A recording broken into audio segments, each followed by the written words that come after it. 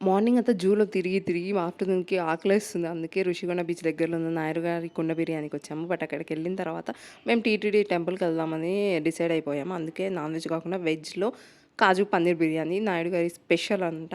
అది ఆర్డర్ చేసాము. క్వాంటిటీ తక్కువ, క్వాలిటీ కూడా ఓకే. ఓకే. అంత టేస్ట్ కూడా లేదు. కాస్ట్ అయితే ఎక్కువుందనమాట. ఇంకా పిల్లలైతే కర్డ్ రైస్ తినేసారు. ఇంక నెక్స్ట్ మేము అక్కడి నుంచి బీచ్‌కైతే వచ్చేసాము. ఫ్యామిలీ ఫ్రెండ్లీ బీచ్ నాకు తెలిసి ఋషికొండ అని నాకనిపిచ్చింది. మేమైతే పిచ్చుక గూళ్ళు కట్టుకుందాము. నేను, నా పిల్లలు ఇసుకలో ఫుల్లుగా ఆడుకుందాము. నెక్స్ట్ ఇంకా వాటర్‌లోకి గూడా ఎళ్ళామనమాట.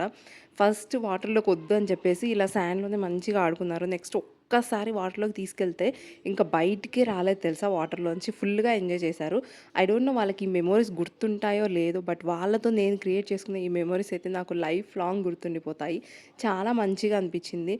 నేను ఈ రీసెంట్ టైమ్స్‌లో రియలైజ్ అయింది ఏంటి అంటే, పిల్లలు పెద్దయినాక ఎళ్దాంలే ట్రిప్పులకి.